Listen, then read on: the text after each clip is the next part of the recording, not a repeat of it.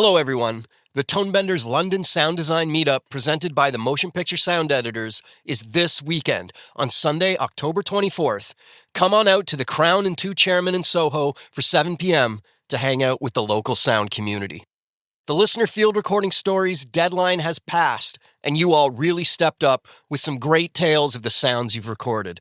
If you have submitted and did not get an email back from me, reach out to make sure I got it. Okay, let's talk some Black Mirror. Hands in the air! Drop your weapons! We don't want trouble, we just want your credits. Who are you? Why don't you have player tags? Either of you Morris? Give us your credit sticks now! They're not Morris. She said credits, now! Everyone has player tags. How come? Hey, what the hell, man? We said credits now! Okay. Hand them over. Nice and slow. Hardly in the spirit of the game. It's not a game for us.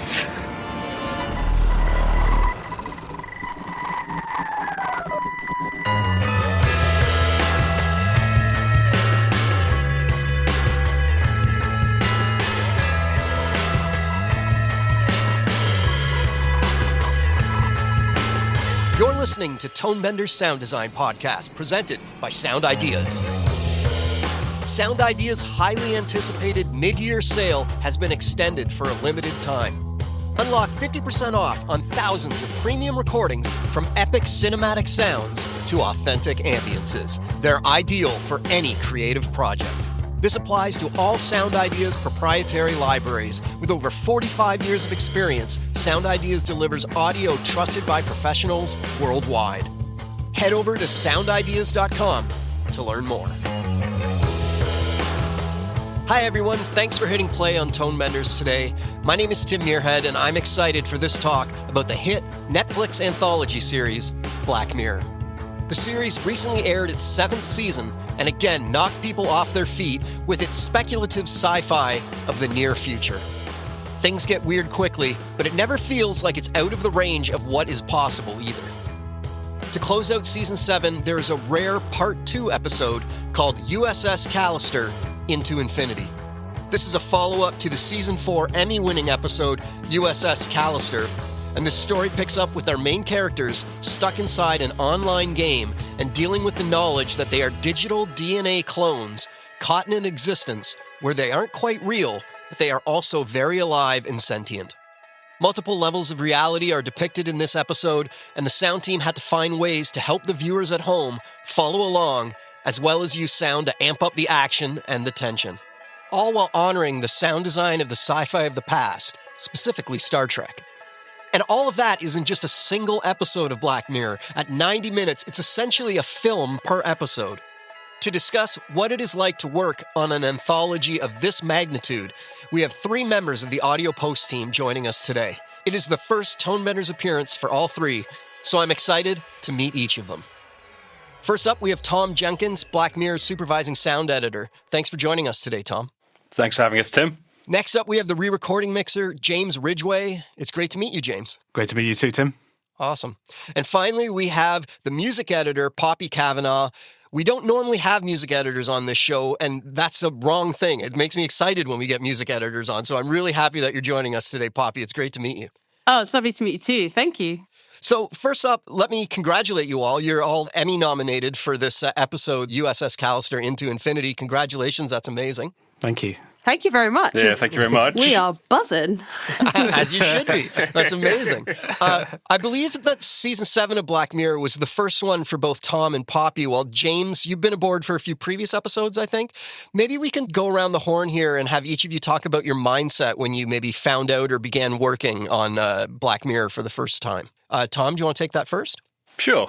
Yeah, so James and I worked together on a show called Baby Reindeer. Of course. I think we'd met as James was a mixed tech and I was sort of a runner at that point, but it's the first time we'd worked together professionally. Baby Reindeer was a great experience, and I was quite fortunate that the previous sound supervisor that did the previous season of Black Mirror had a bit of a scheduling conflict. And, you know, James gave me a shout and asked if I'd be interested in working on it, and I jumped at the opportunity. And what was your experience with Black Mirror before that? Yeah, as an avid fan, I think everyone in sound has followed the series since Series 1. It's always done such interesting things with sound. Sound has always been fundamental to the storytelling mechanics of the episodes, and it's always pushed boundaries with things. It's always creepily predicted technology of the future. It's always can be slightly difficult joining something in its 7th season when it's been running for a long time and people are setting workflows. But James and the team at the farm made it really easy to get involved. And, Charlie and all the directors were, they're brilliant people to work for. So it's a lot of fun. Poppy? Yeah, when Black Mirror first came out, I was at university. It's quite a staple mark for my memory. Sitting, watching the first ever episode about the Prime Minister. So it's been a real part of me and my friendship group growing up and watching it. I would say, culturally, it's got quite a massive influence in the UK as well. Everyone knows it, everyone talks about it. So, massive fan of it. So I actually couldn't believe my luck when I got asked to interview for the series music editor. They hadn't actually done that before. I'm kind of the first music editor to be across every episode of the series. Oh, wow. So it was a slight maybe experiment or a slight unknown entity of how it would work. But I think it actually kind of came together really well, just kind of adapted as each episode came up to work on. James and I are incredibly thankful there was single music editor across the whole season. Poppy's work made everything a lot easier when you've got so many different directors and visions and stuff on each episode. And different composers. Yeah. Yeah, and different ways of working. Essentially, every episode you have to kind of start again and kind of take it as a whole fresh new project, essentially. So having the same team around that, I think, is really quite special. And understanding how each of us individually work and how we can all bring it together on the stage is quite special. I mean, me and James have worked together before. We did a show called The Man Who Fell to Earth. So did I. Oh yeah, of course, yeah. But but we weren't graced with your presence in the stage. That's no. I was locked away in a dark sound editing room. Just to shout out that show as well. Just not enough people have seen The Man Who Fell to Earth. Please go and find it deep in some sort of streaming service out there. It is a fantastic sounding show. We had a brilliant time. It's an amazing sounding show. Let's get that algorithm working, right? Move it back up to the top of whatever streamer it's on. Yeah.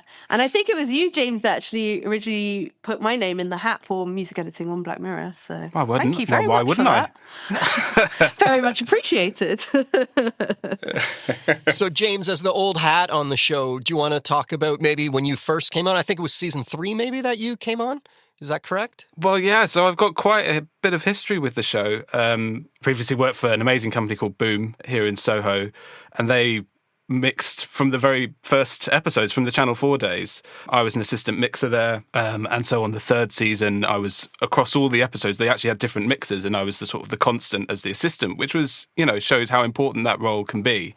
I had a brilliant time, and since then it's gone to a few different houses around Soho, and Technicolor, where we did the previous series, did the picture as well. So it was the first time we could do all in one package of picture and sound. I was very lucky to mix that series, and we carried on into the 7th. And yeah, it's a privilege to do. It really is. So I think that maybe the USS Callister is the only time that there's been a part 1 and a part 2 on Black Mirror. I could be wrong on that, but I believe that. Were you guys able to access any of the sessions from the previous one, or did you come in from scratch? Tom, do you want to take that?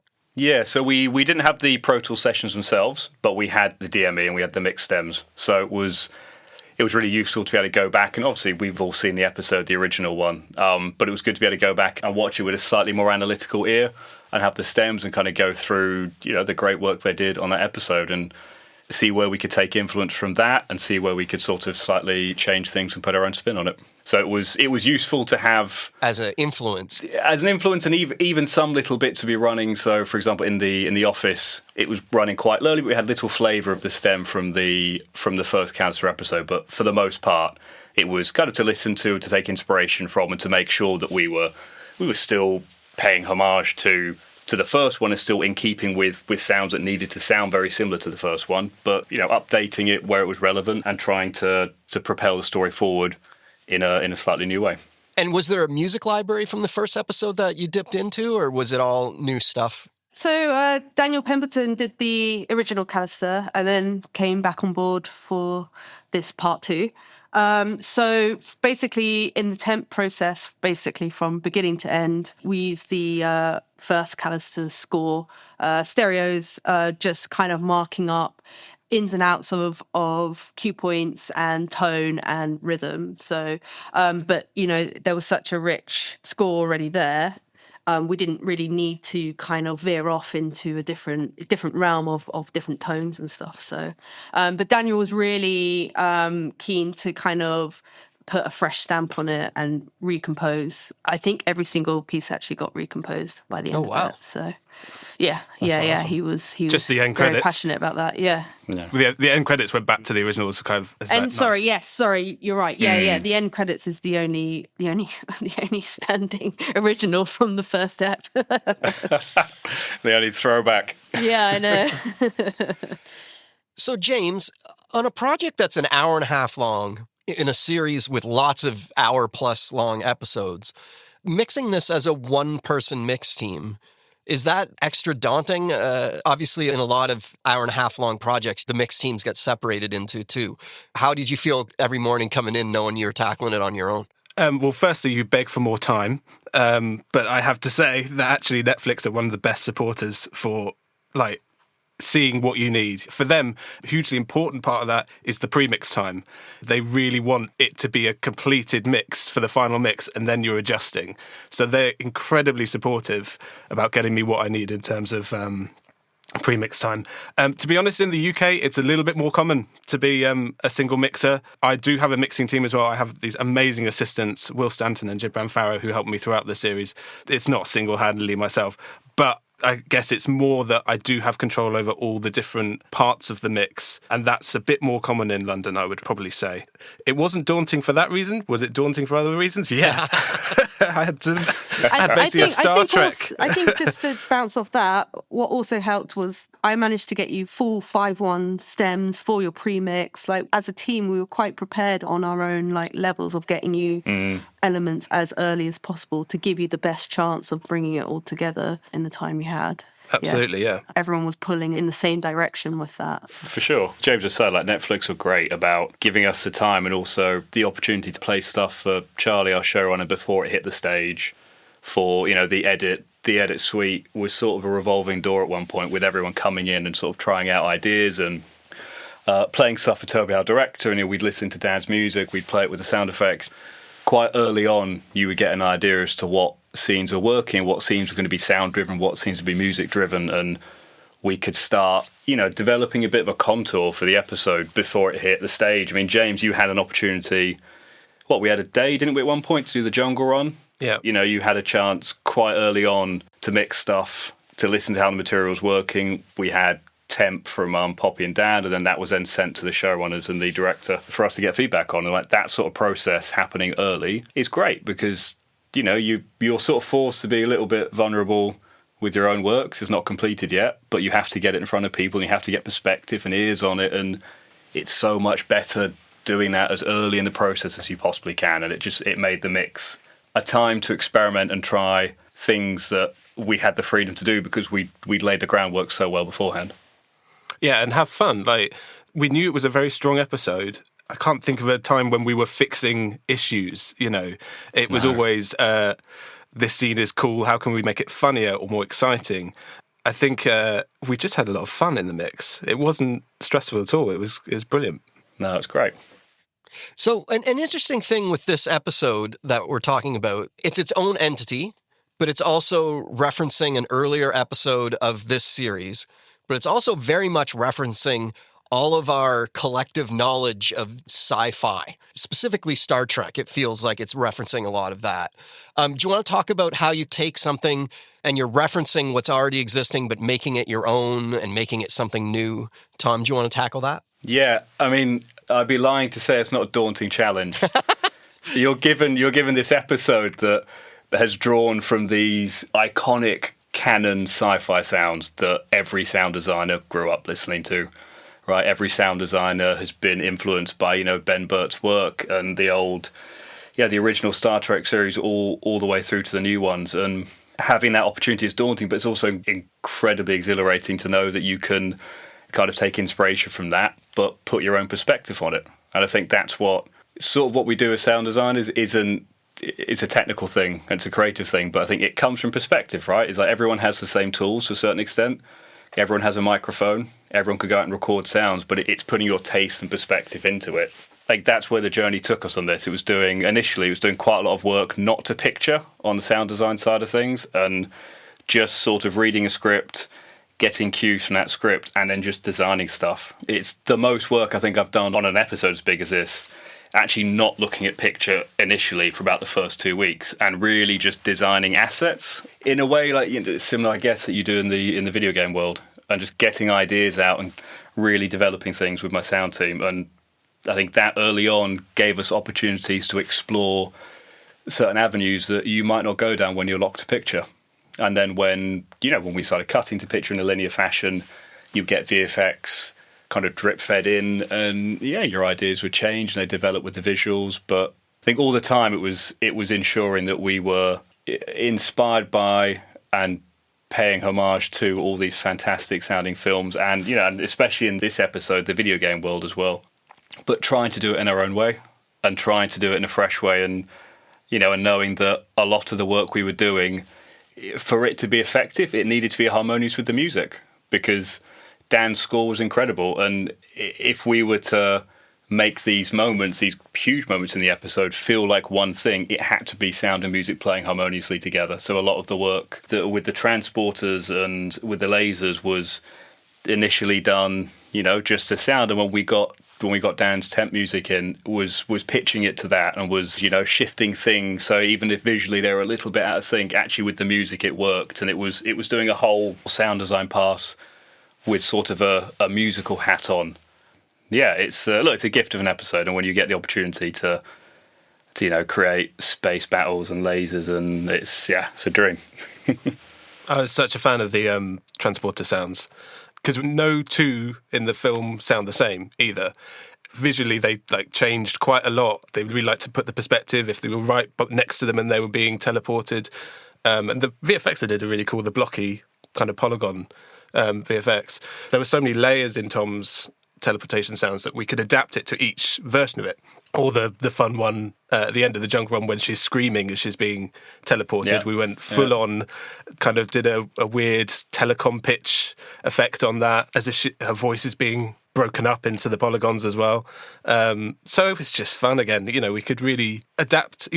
Gone are the days that you make a sound effect and then you just put it on each time it happens. We can really change it up. It's great. Yeah, and it's worth saying that obviously I'm like the face of the sound editorial team here, but James Hayday was our sound designer on the show, working with me on it, and he did a lot of just incredible work throughout the episode. A lot of stuff I'm talking about now, there's a team of people that work really hard and really collaboratively to make this episode, this season, sound the way it does. I don't think you could take on a series with the length of all the episodes with this without a team that you trusted and that really pulled their weight. No, it's a necessity, especially with anthology series when every episode is completely different.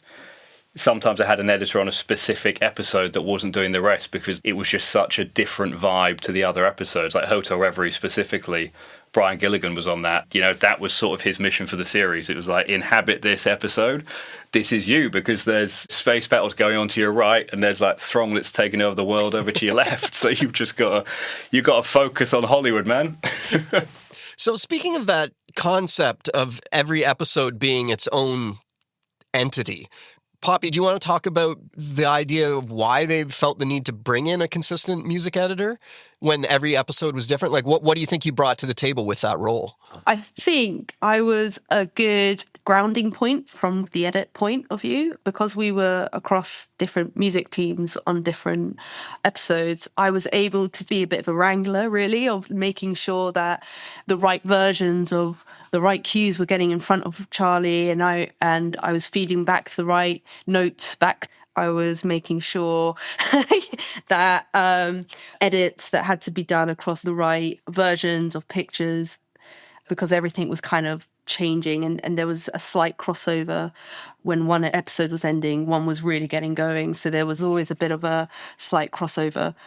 I like to think of myself as like the extra spare hands for any music team that needed either a little bit more support or just helping to get things in front of directors and Charlie and team. Did you play a role in making things more uniform for James, in the sense that like you have all these different composing teams delivering slightly differently, I'm assuming, and you have to kind of wrangle that into a way that fits James' template, maybe?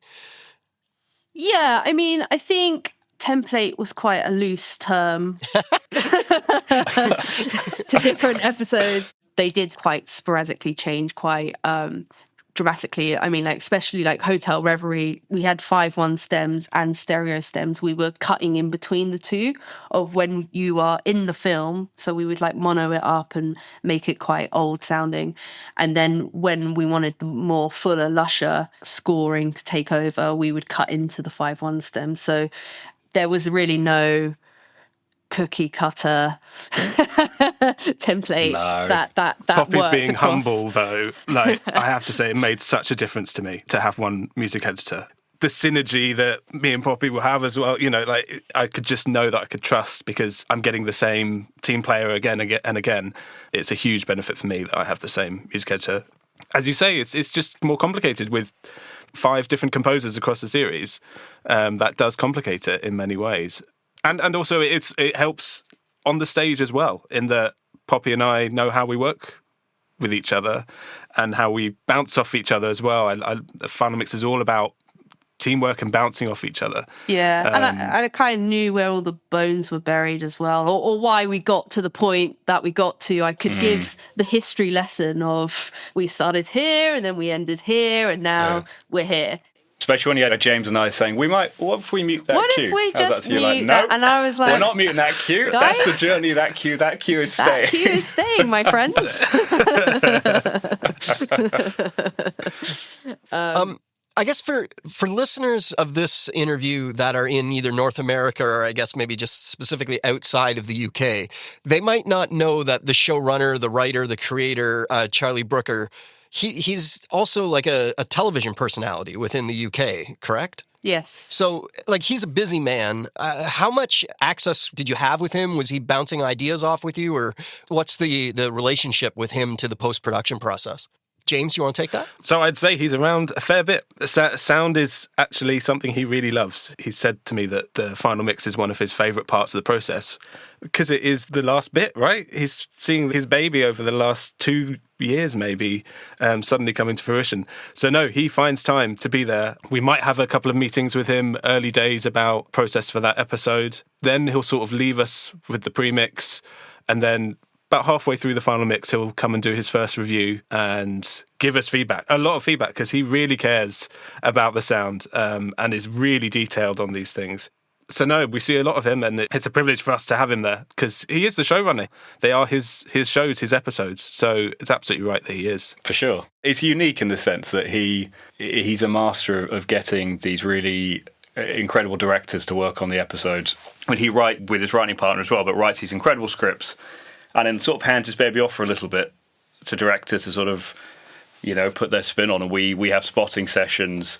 For some of the episodes, Charlie was there, but for a lot of it, it was just with either a single director or on Eulogy, a directing team. And that's quite an interesting balance for us in the mix when you're doing what you can to facilitate the vision of the director, right? Because whatever we do in sound is storytelling, and it's this final stage of helping facilitate what the director's vision is for this project. But at the same time, it's working to Charlie's vision as well. And a lot of the time, those visions were aligned, but when they weren't, it was a really interesting, dynamic, fun mix when ideas would be bounced off, things would change. And as James said, like Charlie's a fastidious man when it comes to sound, but it's because he deeply loves it and he loves what sound does as a storytelling medium. And that's really exciting to work for. There was an ADR line in Callister that I think I swapped out the take of one word for clarity or something like that. And he stopped the review and was like, "Have you changed something about that?" And we were just, our jaws dropped. We couldn't believe that he'd noticed that. So no, his attention to detail is scary at times, but it's fantastic. And obviously his love of video games comes through with sound as well. He'll be very picky. I can even remember back in the day with San Junipero, there was a lot of retro games in that episode back in season 3. And in a review, I remember back at those days, he was like, I don't think that's the quite right sound for Pac-Man. And we were all like, oh, no, we've checked. No, it's absolutely right. And he immediately turned around his laptop and hit play on YouTube and proved that we were completely in the wrong. So it's good for us that we get that. Yeah, he keeps you honest and he keeps you true to what you do, which is great. With Charlie, I was quite because I worked out of the edit quite a bit, helping with temp, helping find options for source tracks or anything like that. I would see him a lot when it came to music reviews and tried to put in writing kind of what he wanted changed and what he liked. Tried to kind of musicify it in the sense of language and stuff. So, he was always a part of every music review. It was always him kind of feeding back directly to the music departments of every episode. So, yeah. Near the end of the USS Callister episode that we've been talking about, there's a big space battle. It's very referential of the original Star Wars going around the Death Star, but we're going around the heart of infinity. Maybe, Tom, do you want to talk us through what you learned about designing sound for a space battle? I learned how to design sound to no visuals at all. So the first pass on that, there was nothing. No, there were cartoons. There were. No, they were little sketches. Yeah, they were little blocked out cartoons, but it was nothing to really dig into. But slowly, James McLaughlin and Josie and the incredible VFX team on the project, we would get drip fed these great visuals, and I think you learn to compartmentalize things a little bit. Designing things, but it's also for that space battle. It's these sounds have to work in conjunction again with Dan Pemberton's brilliant score. One thing we were really, all of us, Dan included, were just really conscious of with this show is that we didn't want to show up to the mix stage and have things fighting each other. And I think we've all worked on so many films and TV series, and this isn't not a knock in any way against other projects we've been involved in, but you're not often given the opportunity to work closely with the music department. And I think because we could on this, it was really great to have each other's work early on to play off. And with the space battle especially, I knew fairly early on roughly what Dan's music was going to be doing. Now, he waited till quite late on, I think, to compose the end sync points and the end hit points for the battle, but it just meant that harmonically we could make sure that our spaceship buys and our lasers and any sort of tonal sound design elements, the bane of any composer in sci-fi, right? You give a sci-fi and it's impossible not to do things with inherent tonality, and the fact that we could do that but just sort of be sure that we were going to be complementing the music or getting out the way of it where we needed to just meant that these space battle moments could feel like one cohesive piece. It shouldn't have just felt like there's a moment for sound, there's a moment for music. The whole thing hopefully felt like just a really nice kind of undulating back and forth of everything, all masterfully wrapped around the dialogue throughout, which with this episode, unlike a lot of sci-fi, like it's a funny episode, right? It's not just these big dramatic space battles. Like there's a lot of humor in it, and Alex Sawyer, our dialogue editor, did a fantastic job of capturing all that dialogue, and James and the mixing team masterfully made sure that even throughout these huge battles, we still maintained those little moments of comedy where we needed to. We could go huge and maximalist, but in moments, really, really be nuanced and really be delicate where we needed to be. James, how did you wrangle all that on the faders? Well, obviously, I had a lot of fun because we were mixing in Dolby Atmos, and what a great reason to use it. Common people, the first episode, I think I can safely say there's not any objects in that episode. But in Callister, there absolutely is. All the flybys are just having a brilliant time, as well as the rings. That's what I really wanted to do, was make all these rings really feel like planets going past all the fighter planes. That was hugely fun for me to do. Other than that, it's making those little holes, but keeping the energy going. But Dan's score made that so easy. I can't stress that enough. There was not a lot of fighting. Yes, there would be explosions in the background, but they were very rarely on dialogue as well. So it wasn't a lot of kind of competing factors for a lot of these shots. And how did you tackle the music in the space battle, Poppy? Well, there's a lot of intercutting within that sequence. You're in the spaceship, then you're out the spaceship. So I was just trying to get us to keep the consistency of how it felt outside to how it felt inside. Essentially, those cues were the last cues that got signed off. Once they got signed off, Daniel was even like, please don't do anything visually that will change any hits or drops for music and sound design. And I think everyone kind of honoured that we were all in this kind of like safe space of things not being changed massively due to like VFX. It kind of all just came together quite early on with dynamics and stuff. It was just the intercutting. I was like, oh, how's this going to work when it all comes to life? But it came together really quickly. I think we only have time for one more question, and maybe I'll aim it at you, Tom. There's a lot of subjective sound design moments in this show.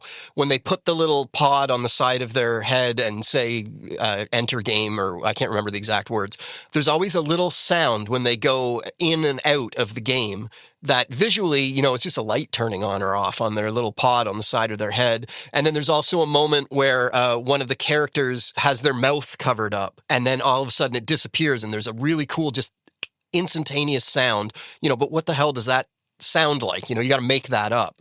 Do you want to talk about these subtle sounds, but they're also very detailed sounds? Yeah, I mean, I think a lot of what makes sound design effective is when you have some element of humanity to it and some element of emotion to it, right? I think that's why a lot of the time when we get out, we record stuff, because it tricks the human mind a little bit, but it's when you have something that feels like it has inherent emotion to it as a sound. When you put it to visuals, it really helps. And a lot of the subtle sounds came from being incredibly tired with my newborn and having a 3-month-old little boy making weird cooing noises at me and screaming because he was teething, and having all these different nuanced sounds come from my little boy, and then thinking about how I could get similar emotional resonances from other everyday objects, and trying to attach that to visuals in an interesting way. And James Hayday, our sound designer, also did fantastic work throughout the season in, going out to record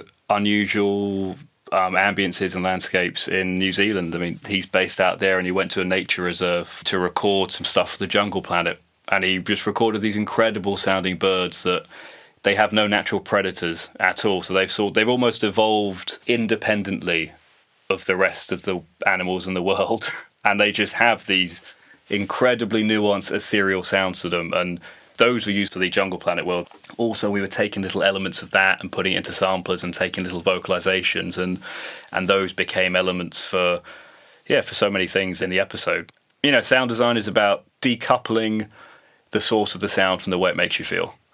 And I think if you can do that, and you can say that there's a recording of a door, but does that door make you think of a door? No, it doesn't. It makes you think of a spaceship. Right, and I think that's where the power of sound comes in. Is if you can decouple those things emotionally, then you can sort of reconstitute them and use them in a way that becomes unique, hopefully.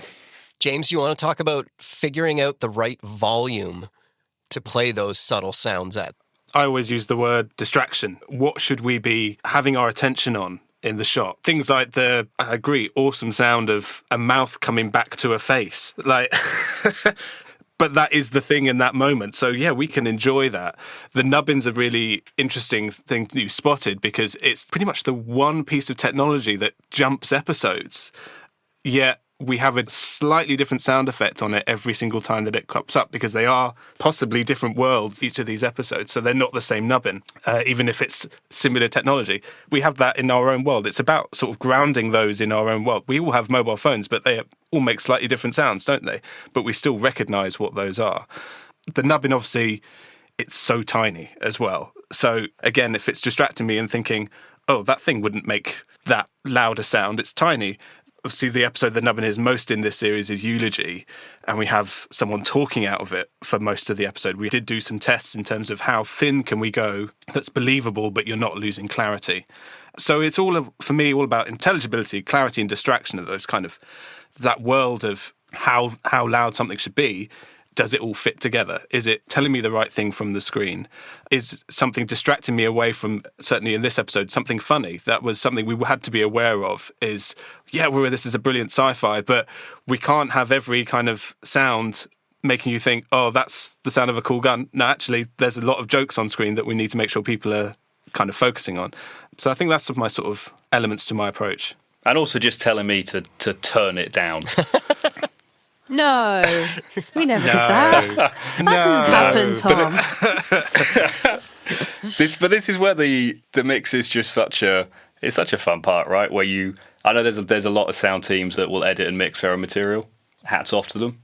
It honestly is a great skill set, and it's an amazing thing to do. But on this series, I was so fortunate having James and Will and Jibbs and Poppy on the stage that you have someone else's perspective that hasn't been sat there tired for 6 months cutting gun sounds, right? And having someone that's like, actually, no, that is a beautiful sound. I know why you've put it there. It needs to be down. It needs to be moved. We need to change it a little bit to help that moment. And that's where perspective and collaboration on a mix stage, it can really add a huge amount to every show, and it can elevate something and just add that little sprinkling on top of it. We're all there to make each other's work better and bounce off each other. Exactly. Like musically, where I was like, oh, maybe we should push it. Actually, when you got in and got everything together, you didn't need to push it as much as like I envisioned before I hear everything all together. Like the first day is always a bit like readjusting my ears for the whole new environment that you're in. I really enjoyed listening to you guys talk. Intelligibility, clarity, and distraction. I'm going to be thinking about that a lot more. That's a really great way to distill that down. I will be using that with my own edits going forward. Nice. It was great to meet you all. Congratulations on the popularity of the show, and congratulations on the Emmy nominations. That's amazing. Well deserved. Hopefully we can talk to you again sometime soon. Thanks so much, Tim. Thanks so much, Tim. It was great. It was great to talk with Tom, Poppy, and James about Black Mirror. It's always fantastic to get sound pros from the UK on the show.